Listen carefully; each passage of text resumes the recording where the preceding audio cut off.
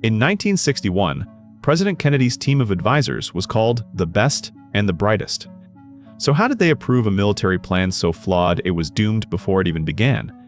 This is the story of the Bay of Pigs disaster, a real-world lesson in how genius-level intelligence is no defense against one of the most powerful traps of the human mind: groupthink. What if the smartest people in the room are the most likely to make the dumbest decision? Not because they lack intelligence, but because they have too much of it. In 1961, a group of geniuses gathered in the White House. They made a decision so bad, it became a textbook example of how to fail. This is the story of a perfect failure, and it's a story about a hidden danger that affects all of us, in small meetings and on the world stage. The year was 1961.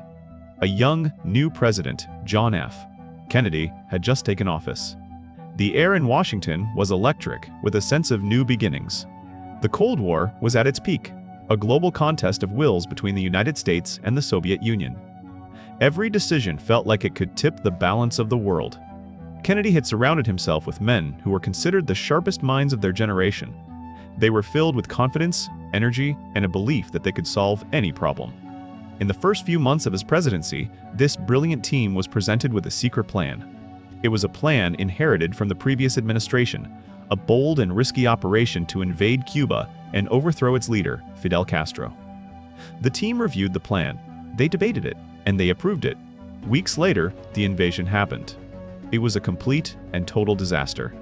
It failed so quickly and so badly that it seemed almost impossible. This brings us to our central mystery.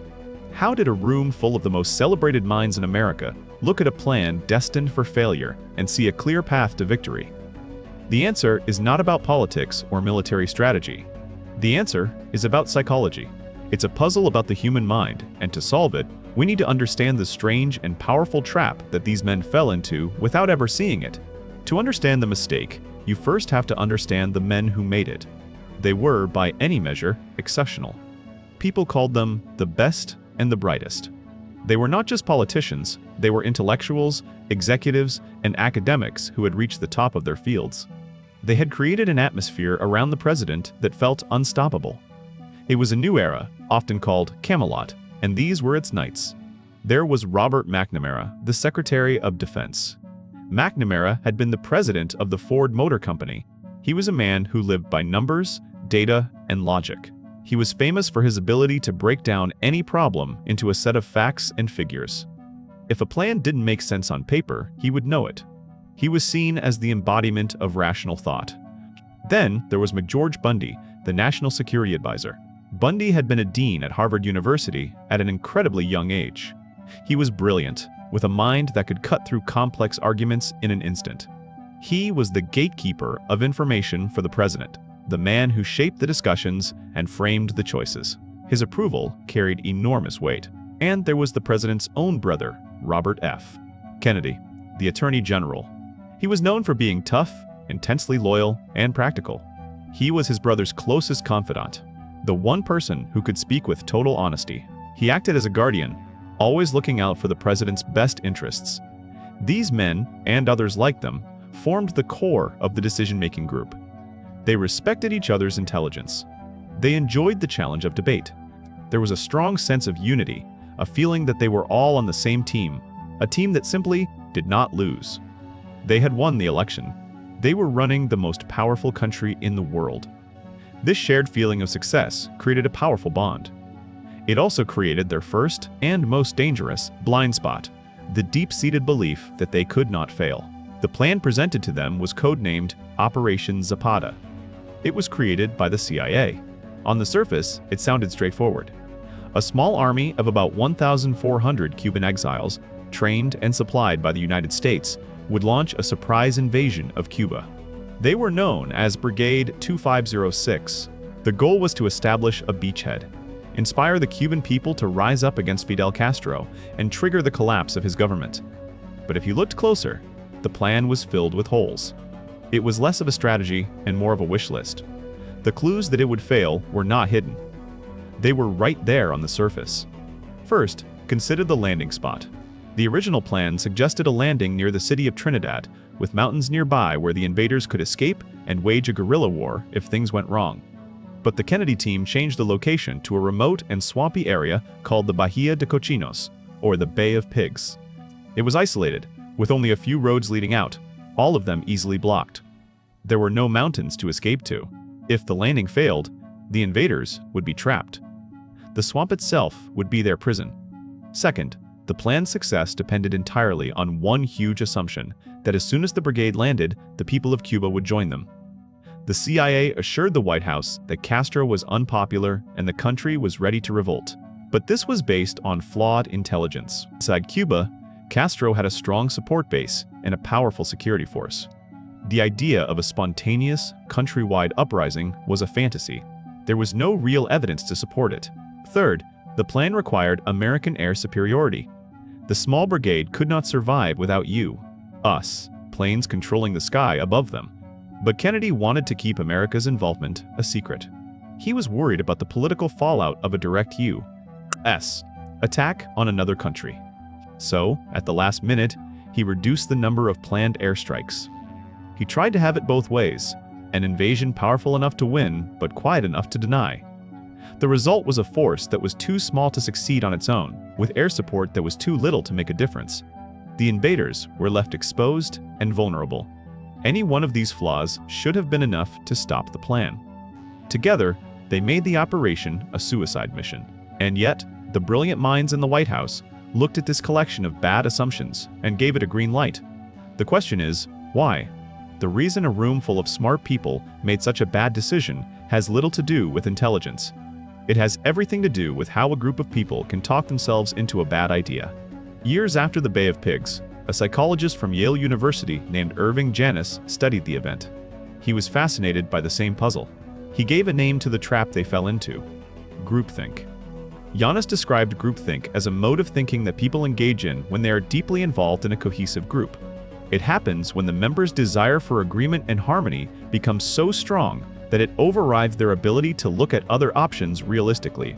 The group becomes more interested in being a unified team than in being right.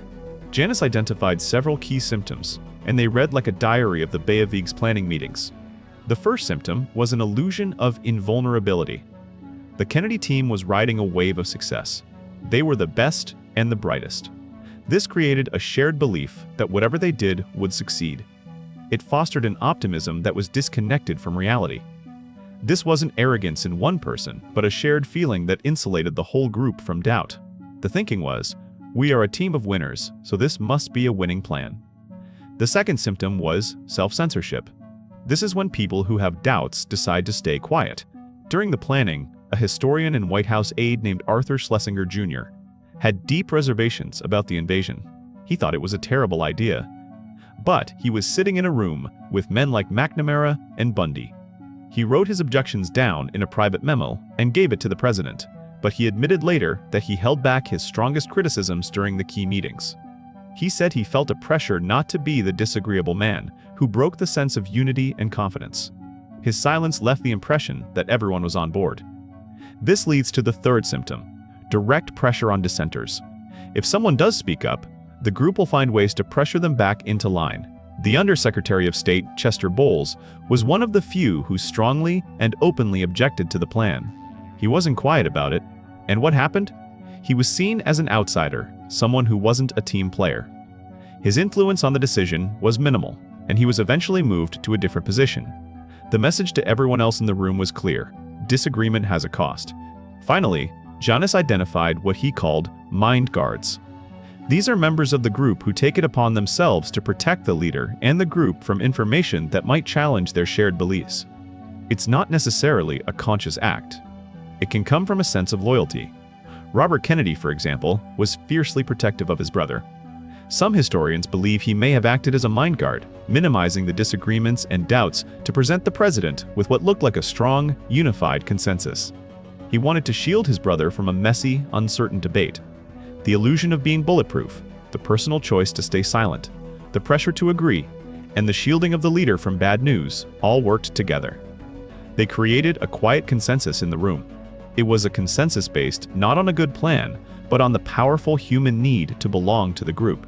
On April 17, 1961, Brigade 2506 landed at the Bay of Pigs. The failure was almost immediate. Castro's forces were waiting for them. The expected popular uprising never happened. The promised air support from the U.S. was insufficient. The invaders were trapped on the beach, pinned down by a superior force. Within 3 days, it was all over. Most of the brigade members were captured or killed. The news was a stunning blow to the new administration. The perfect failure was now a public humiliation. President Kennedy was in shock, but he did something remarkable. He went on television and took full personal responsibility. He didn't blame the CIA. He didn't blame his advisors. He said, "There's an old saying that victory has 100 fathers and defeat is an orphan. I am the responsible officer of the government." But the story doesn't end there. The Bay of Pigs was a disaster, but it was also a powerful lesson. The failure shattered the group's illusion of invulnerability, and it forced Kennedy to completely rethink how he made decisions. He learned that the silence of a quiet room can be more dangerous than the loudest argument. Just over a year later, the world faced a much more dangerous crisis. The Soviet Union had placed nuclear missiles in Cuba. For 13 days, the world stood on the brink of nuclear war. This time, Kennedy ran his meetings in a completely different way. He had learned the lesson of groupthink. He actively invited dissenting opinions. He broke his team into smaller groups to work on the problem separately, so they wouldn't all fall into a single way of thinking. He brought in outsiders who were not part of his inner circle to offer fresh perspectives. He even encouraged his own brother, Robert, to play the role of a devil's advocate, whose job was to question every assumption. He had learned that to get to a good decision, you have to fight for it against other ideas. He had learned to value disagreement. The result of this new process was a peaceful resolution to the Cuban Missile Crisis. The greatest failure of his presidency taught him how to achieve his greatest success. This brings the lesson back to all of us. The trap of groupthink isn't just for presidents and generals. It exists in business meetings where everyone nods along to a bad idea. It exists in family discussions where no one wants to cause a conflict. We stay silent because we don't want to be the one to rock the boat. We value harmony over truth. The story of the Bay of Pigs shows us the danger of that choice. It also shows us that it's possible to learn. It is possible to build groups that are not just smart, but wise. The story of the Bay of Pigs is not really about a failed invasion. It is about the danger of certainty. It shows us that a group of people, especially intelligent people, can create a bubble of agreement that feels comfortable and safe, but is completely detached from the real world. The true enemy of good thinking is not doubt. It's the illusion of being absolutely right. When a group believes it has all the answers, it stops asking the right questions. It stops listening. It stops seeing the flaws that are right in front of its eyes. Intelligence does not protect us from this. Awareness does. The ability to step back and ask, what if we're wrong? The courage to be the one person in the room who says, I'm not so sure about this. That is the skill that truly matters. The trap of groupthink is a permanent part of the human condition. It is always waiting for us when we gather in groups. The greatest danger we face is not making mistakes. It's becoming so confident in our own brilliance that we lose the ability to see them. The wisest people in the room are often the ones who remember, it's possible they are not.